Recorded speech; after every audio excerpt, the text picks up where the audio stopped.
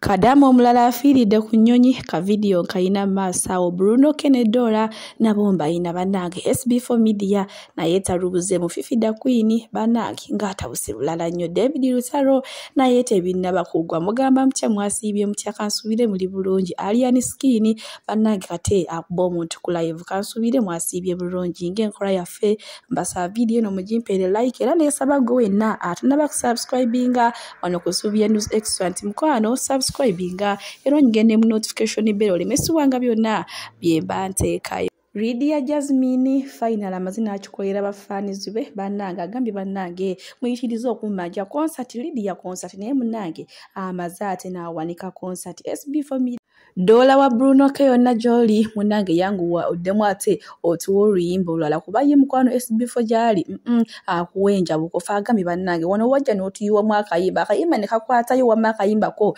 kakolera dala hits ne munange asinoma n'obula omulundi gumu nti mazima dano otuwa akayimba kamu Dola munange akugambye SB4 Media funa ku nsonyi damu ye omuyiyiza akayimba akalaba naye mulina wano mu ka video. Omanyize following nnyo music wa Uganda naye mbadde wano ne neebuuza nti waliwo omuyimbi eyajja n'ayimba oluyimba naye yimba ne lukwatayo nnyo bambi buli muntu n'alwogerako ko omuyimbi oyo yaddawa bannange Dola wa Bruno ke yatukubakamu n'agenda Dola waddawa sorry the music wambi yali annyumira nnyo twongereyo obulala naye banange SB4 Media kiki kyotunoonyako kiki kyotunoonyako banange nendowoozera akayimba kagenda kujambitiibwa ebingi ne mugambo ogutokomoka banange ate wenkuzaako eno ewa Miki Simu zitufa ne munange olunaku lw'ejjo yagenze n'asisinkana abamu gwe bayita first lady munaye babi Kiagulanyi intungo munange neera nga yiwabadde ne omwami Principal Bobby Wine wamali abadde sanyu jerere nnyo eri ku side ya Mika ate okuba munaye ng'asinkanye bana abantu manyi munaye mpulira bagamba mbu kasoba sinkana munange gwe mikisa obeera oyodde 10 ku 10 era nga munange gye byasembedde nga bageze ne ku kakofi batuuse wamali abadde sanyu jerere wali wonna nga bakwasaganya wali ku kakofi abannaye kugamba ndowooza Miki Simu zitufane yasuze yebase ndowooza ku saidi ye kyabadde kirooto kyantiisa bannange bye byate byabadde ku saidi za Miki Simu zitufana ate bwenkuzaako eno saidi zeno ewa mwana muwala like music munnange ono n'abadde ku interview emu ne bamusuya akajojijoji weebuuza era nga mwembadde n'okumubuuza nti wamma gwe twakulaba wano wamma mu kavidiyo era katrendinga nnyo nga oli ne Harmonizer munnange kiki ekiriwo wakati wammwe bwe mwababiri ate munnaye twagenda okulaba akabanga katono kayiseewo nga muyina tatu zifaanagana munnange mwana muwala zemu n'atugamba mwe muyina endowooza eyo ey'edda munnange nze ne Harmonizer just tuli ba friend ba mikwano ekinaava mu mukwano omwo kijja kuba kikabuka ate bwenkuzaako eno ewasanga lyambogo munnange oluvannyuma lw'okukola akavidiyo ne kafuuka kavidiyo naye ate amaze n'afuna abantu abamuwolereza katukalabe kavidiyo ate tweyongereyo mu maaso munnange abaana basabudde omwana w'omusajja omwana wa Kabaka effujjo ng'ate lisusse nnyo kituufu nufu muyinza okuba muli anirule tewali abaganye mubere anirule wammwe naye obwa anirule bwammwe mubuteekemu ku magezi oyinza okuba oli anirule naye ng'otegeeramu akatonotono simwe musoose okuba anirule ate singa mwali anirule ku 1 million March mwali madde mwatugamba mugenda State House temwagenda kati ng'ongamba nti oli anirule gw'otuuka otyo okugamba nti mazima ddala nti Ssuubi kati ye mumbejja wa Buganda wali okirabyeko nedda tubeere mazima tukozese ffenna obwongo omuntu akoze vidiyo agamba nti kati Ssuubi ye mumbejja wa Buganda gwe n'ogikwata kuba oyagala likes ne views n'ogiteeka ku page yo nga page kw'ogitadde kuliko ebigambo bino wammanga Bobi Wine president wa Uganda naye nga batyoboola Kabaka n'Abagereka ne Ssanga lya Mbogo ne mutuuka n'ogamba nti kati Ssanga lya Mbogo takyali mumbejja ti Ssuubi ye mumbejja mwali mukyabye mu nsi ki bantu mmwe bannange tubeereko ne akamanyiro kabeeko ekakoma. Akamanyiro kabeeko ekakoma. Musobola okumanyira bino ba president ba MP naye obwakabaka bannange mu bugende ko mpola. Bomunanga abana bamuyisizaamu eggaali tibetaaga kumanya naye ekyasinze okuluma fulufiga mbu kyokka bamuvumidde na mu Luganda bannange mitawana mirera teye David Lutalo bano bannange bamuze no bamuzeyi ne munnange naye amaze nafuna ate abantu abamuwolereza ne munnaye wegeneza ka video David Lutalo ke yayogera temwali mu kintu kibi yadde n'akamu naye maama abantu pompulya muri mukutisa tisa David Lutalo kubiyayogedde awayogedde kibiiki yebagambye etali mu politics banne abantu bwabanyi temukyayina gatisa bayimbi mbisibanya ate gwefe twakuleeta nga bumwamuleetedde boss abantu kino mukimanyi kufa n'olwaliro amaanyi gammwe tewakyali abaana bazzeeyo ku music tebakyagatta bintu music simana politics music asigalinga music politics asigalinga politics temutabula bintu bino abana Uganda babuuka twabalabudde kati bagezi nnyo nali ne bwayogera era gwe tukuwadde ennaku 3 era gwe ennaku 2 yabalemerera ne Lutalo tugenda mu lwaliro Lutalo temujja kusuula bayimbi museke eje emitima gyamwe gy'obutaagaliza Kyagulanyi gy'abasigamu tebigenda kukola mu ggwanga Uganda nze jobless billionaire muulizanganya ebigambo bya bebekulu emusajja emyo ku kigambo kye abaana ba Nuupu temugenda kusuula bayimbi ba Uganda nga tulaba abagezaawo ku intimidatinga David Lutalo Omuyimba ate kati oyo mukudde ku mpaji ya music wa Uganda emu kuzisinga okubeereza amaanyi twabagamba tetukyayagala music mu politics. Mr. Daudi Lutalo talina kyakoze. He was very clean and clear. Tayagala kwetaba mu politics. Tukoye politics okutononera music industry. Era twagala okwebaza Alien Skin n'abayimbi abalala bonna abazze bavumirira ekintu kino ekya embedment ya politics mu music. Bino byomutiisa yomugeza ku intimidatinga Lutalo muyimbi si muyindi. Olaba beefulanga abayimbi nga bayindi babalemye okusuula ono muyimbi mu so temugenda ku intimidatinga muntu yenna temugenda kusobola David Lutalo labyeko kino ekiwulenge ekisiro ekyo kivevenga ki South Africa ekisirusiru kyoyo omukulu wamwe musinza Katonda nga kivevenga kimanyira Lutalo tayina gyalaga mugere mu intimidatinga abalala Lutalo muyimbi mu Lutalo mulalamu. Nobody is going to intimidate David Lutalo. Oyo muyimbi tufiirawo ezo empaji ezikutte music wa Uganda. So jangu olumba Lutalo ng'okimanyi we are many, we are billions of people are believing in Lutalo kuba contribution yo ku music wa Uganda it is very evident ate y'amaanyi. So temu intimidating Lutalo temugeza kutiisa Lutalo yayogedde mazima we don't want politics in the music industry. Simple and clear. Muvevenge byammwe muwagire kintu kyammwe mujja abayimbi mu politics tetwagala politics mu music. Simple and clear. Ama Lutalo tuli mabegawo babaana b'esayidi ezeeri banyiivu bavuma n'ebisaba kwatako nenga wamma ye music ekyamazima kiri nti bamujje mu politics omusajja nga we yakoze ekinga we yayogedde bannange naye ye bamuvumye Mukama Katonda mitawana mira teye ono ye yabakwatira muzimba ebyo bisiru kabambane gweroni oyo kabambane wobone epikira genda mu studio oyimbe ogeyo oluyimba obagame mpakira Kyagulanyi nange mumpakire nsinge Kalifa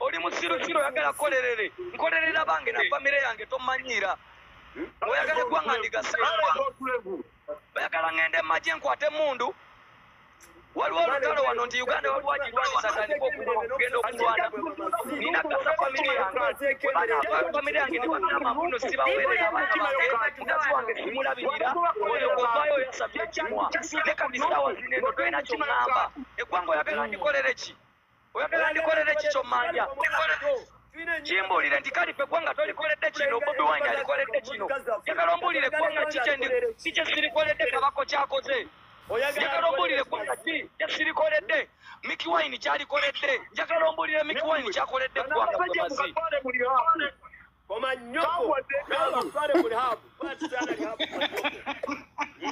twale kuli hapo singa bobo wine batwale mugwe singa bobo wine okunywa enjaga walwa singa bobo wine okunywa enjaga olwaleraga singa bobo wine okunywa enjaga mpese wange encha namukuba okiraba enjaga nze bobi nze akakinywera wange tono nakaja mwinda sikinywera nange nakajinywera ani etako genda mu rehab kwetago genda mu rehab kumuntu atasobola na kintu mugende muvebanga kumuntu agamba n'omuntu mu kamera simanya kamera esinga amaanyi kamera yo ya beeyi nnyo gwenzije nkusongemu emundo gyeyo kamera tulabe oba ononsinga soba olize kalifa obakwata mukwasimugo gyeyo kamera gwe osobola okunsinga gwe awudise bano abasiru enjaga emaze muvemu ebyekisiru embadde mutulimbalimba ebyo mbadde mulimbalimba abantu okusirika si busiru emuloza tuli abayimbi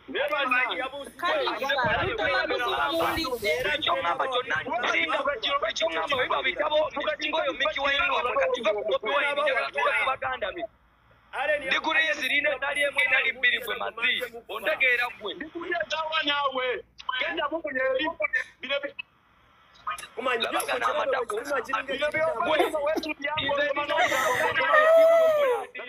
nze omu ku bayizi abasinga mu mwaka gwange wano mu ggwanga gwe ne mawulire gonna ne gankuba nga nebyo tebinajja mawulire gonna genda okebera mawulire ga bikumi ku mazi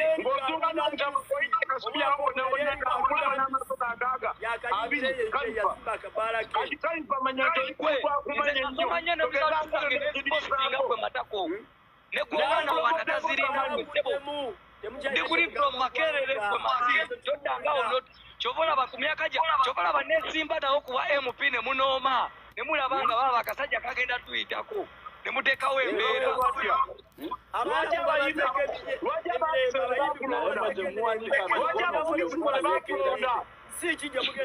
abantu kusange tebannonda anti nembalekera okasasiro wammwe mukoze ekibiina mutidde okuteekawo akamyufu ate oli mu kwekwasa tunakuwala eri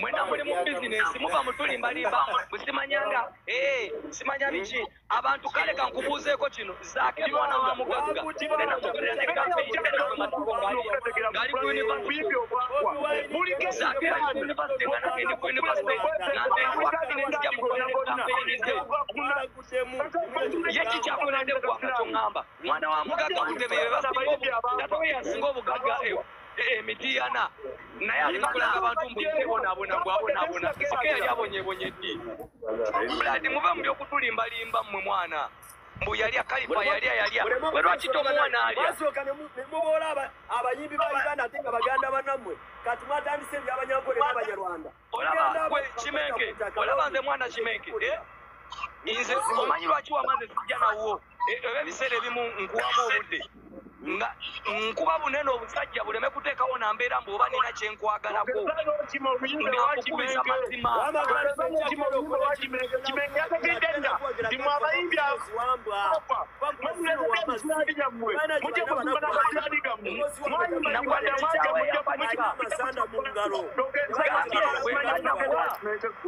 bwemba nagwa kati Mickey Wine alabika yeebase bwebasi bwembanga nagwa Mickey Wine mufu Mickey Wine yafadda kubanga obeera otya ng'oli muganda wa principal naye nga tosobola wadde nakuyimba n'agayimba goyimba ga kisiru ng'oli muganda wa Mickey Wine kati Mickey Wine lwaki tewagira Mickey Wine n'ansinga lwaki tewagira Mickey Wine n'ansinga muganda wa Bobi Wine Mickey Wine alina ennyumba musinga ate nze nina kimatako gwe amazikwe nina talina nyumba asula nga muganda wa Bobi Wine tyanza ate kati nolabayo okyali ku Mickey Wine tyanza agirina nga siri muganda wa muntu yenna siri muganda wa Museveni siri muganda wa Bobi Wine ndi nze Kalifa naye ate ngirina ne mawulire mweri era abantu banjulira era bakutali bange babuuka abantu bonna mawulire wamakimenge tolabangako aganaga nga balaga nti aganaga yazimba ennyumba ekawempe He's minding his business. Whatever.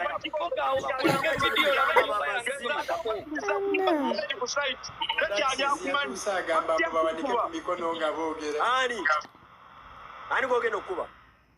Kachobo manya twabuze kati manya kaluluka kalifa tokalina. Era wowo kama bana Uganda bonna bawagira simanya bonna bawagira nupunze.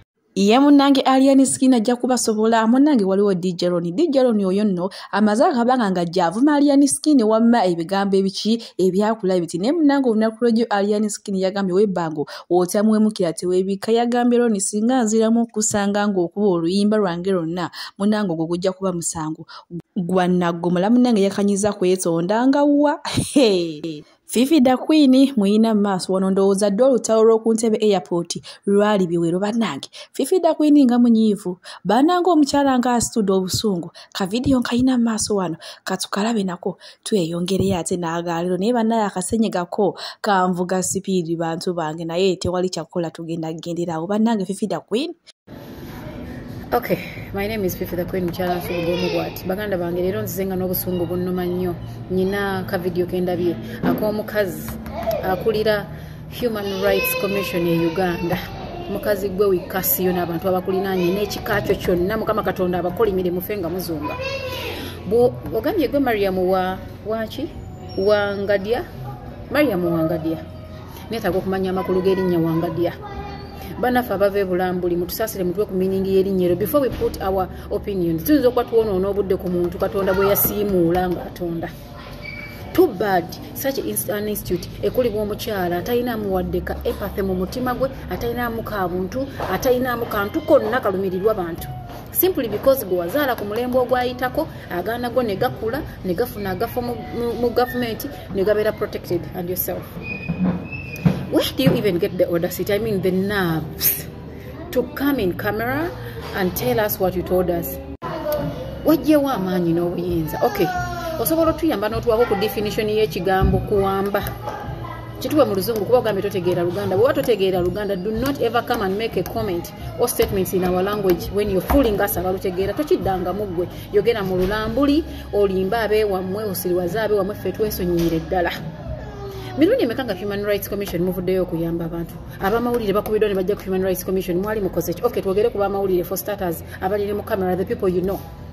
Be mwali swalidde nti onajja kunjogera kuba meka abazze ku Human Rights Commission ne mubayamba. Bameka.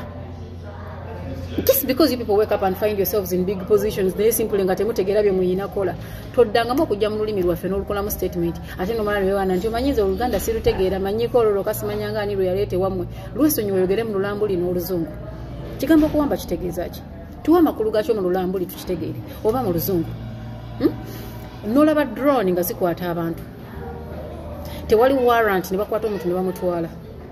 Ne police nemwegana nga mumunoonya amagye ne gamwegana aba counter terrorism ne bamwegana buli muntu buli kitongole kikumadde ne kimwegana omuntu nabula a year plus, then you come in public and open what you call a mouth n'otutegeezanga abantu bakozesa obubi ekigambo kuwamba. This is not a political thing, this is a Ugandan matter. Gwe mukazi gwe bino si bya bufuzi betwogerako, njogera ku nsonga ekwata ku bwise kino moba wayingire obufuzi bwatu wayingire kubanga baba bakima tebikyaliko nti bakimyani.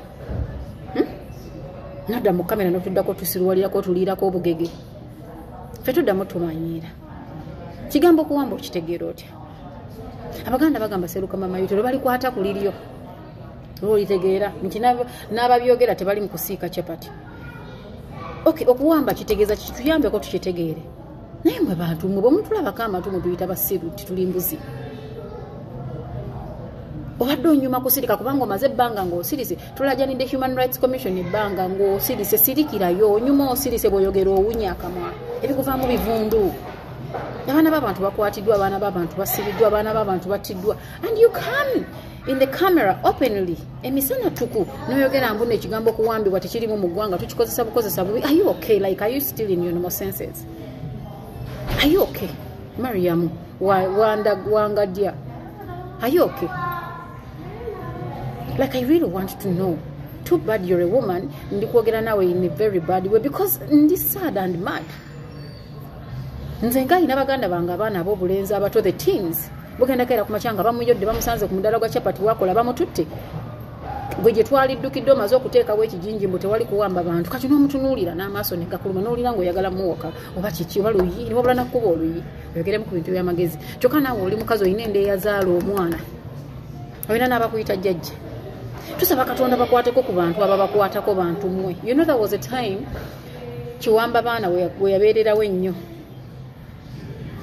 nga bagamba abaana abato babawamba nga baba ku masomero abaana babawamba nga gavumenti esirise naye waliwo omwana w'omukulu asula awo mu kizungu emakindi bawamba omwana we oba you people remember that story oba babawamba babiri oba omunadde omubamutta gavumenti yavaayo nekola tusaba katonda ku bantu bekikwatako babawambireko ku bantu bababattire trust me mujja kukola trust me you will wake up but simply because you're being protected oli ku sente zaffe ez'omuwi w'omusolo kuolanda malira agagulu agakulinga ag'enjovu oviirayo mu gateeteeyo agatengi n'agaviiriviiri agatanyumye n'ojja mu kamera n'oyogera bye wayogedde kasasiro omwereere it was better ng'osirise nnyabo ekigambo okuwamba abantu kikozesa bubi are you okay? Did you even listen to yourself? Rumbe ne rutta abantu abategene buleka abantu ngamu. I don't care if you have relatives or you don't have. Kubanga naffe totulumirirwa batu bina abaffe bate tulina. Abaana enkya neggulu bawambibwa bakwatibwa drone oziraba emmotoka za bulijjo ziraba olina gira mu ngoye za bantu ba bulijjo ayina emmundu atutta omwana ekyo bakiyita kinnyabo tuyambeko tutegeere bakiyita ki ekyo. What is the difference between arrest and abduction? Otugambye tomanyi Luganda. What's the difference? Okay. Kati nga bwatugambye nti si buli akwatiddwa nti aba awambiddwa. In your capacity, in your understanding, can you come out clarify ku akwatiddwa abeera afaanana atya era nawambiddwa abeera afaanana atya?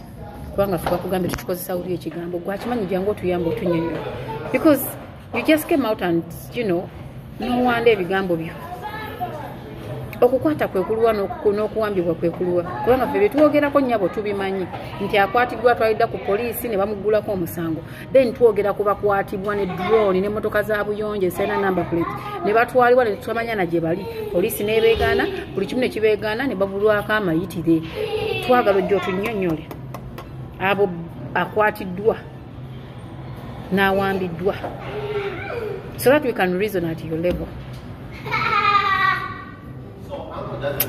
Mariam Wangadia, did you just want people to talk about you also? Did you just want to become known? Did you just want to get that 15 minutes fame? Did you just want to represent women in a funny and stupid way? Were you forced to come and talk? If you are forced, then if it was out of your capacity, nze nkulira balina okumanya nti nze ndiwo oyagala okulaga abantu nti gwe otuddewo kubanga badde simanyi nakumanya nti gwe oliwo banga etumaze nga tulaaja n'okuva oliwo yafa tuba tumanyi ne kampani yonna yafiirako gwe waddawo gwe olina ebitali bizimba tulabye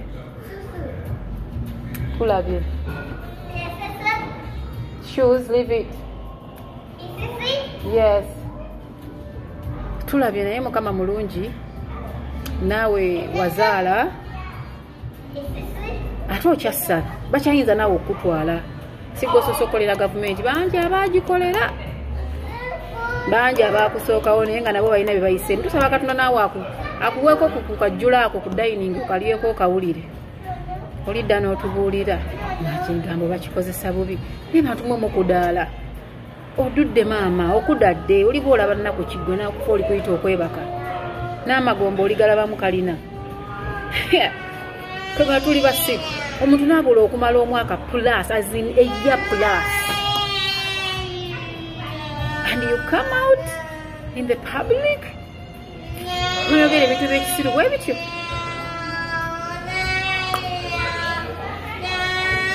kale tulabye nnyo baba stop shouting no that's not good tulabye nnyo bannange amanyi neebuuza nekyebafunamu mu kukikozesa obubi naffe twebuuza kyofunamu mu